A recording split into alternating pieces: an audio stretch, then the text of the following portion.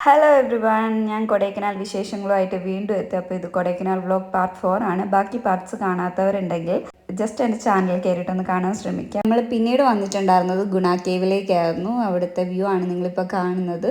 അവിടെ എത്തിയ സമയത്ത് അത്യാവശ്യം നല്ല തണുപ്പുണ്ടായിരുന്നു. അത് കഴിഞ്ഞിട്ട് നമ്മൾ ആ വേര് ഉള്ള ഒരു സ്ഥലത്തേക്ക് കയറിപ്പോയി. അവിടെ അധികം നേരം ഗാർഡ്സ് നമ്മൾ നിർത്തില്ല. അവിടുന്ന് പിന്നെ പെട്ടെന്ന് ഇറങ്ങി വന്നു.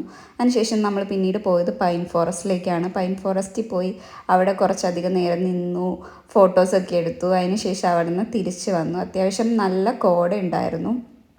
പിന്നെ ചെറിയൊരു ചാറ്റൽ മഴ ഉണ്ടായിരുന്നു. അപ്പോൾ നമ്മൾ നെക്സ്റ്റ് ഒരു ഹോട്ടൽ കണ്ടപ്പോഴത്തേക്ക് നിർത്തി. ഉച്ചയ്ക്ക് ലഞ്ച് ടൈം ആയിരുന്നു. അപ്പോൾ ലഞ്ച് കഴിക്കാൻ വേണ്ടി നിർത്തിയാണ്. ഞാൻ നൂഡിൽസ് ആയിരുന്നു അവിടുന്ന് കഴിച്ചിട്ടുണ്ടായിരുന്നത്. അത് കഴിഞ്ഞ് നമ്മൾ അവിടേക്ക് ഇന്ന് ജസ്റ്റ് ഒന്ന് നടന്ന് കണ്ടു. മഴയുണ്ട് ഗൈസ്. അത് കഴിഞ്ഞിട്ട് നമ്മൾ മന്നവന്നൂർ എക്കോ ടൂറിസം സ്പോട്ടിലേക്കാണ് പോയത്. അപ്പോൾ അവിടെ ബോട്ടിങ്ങും പിന്നെ മന്നവന്നൂർ ലേക്കും അങ്ങനെ കുറച്ച് കാര്യങ്ങളൊക്കെ ഉണ്ടായിരുന്നു. അപ്പോൾ അതൊക്കെ കാണാൻ എക്സ്പീരിയൻസ് ചെയ്യാമെന്നൊക്കെ പറഞ്ഞ് പോയതാണ്.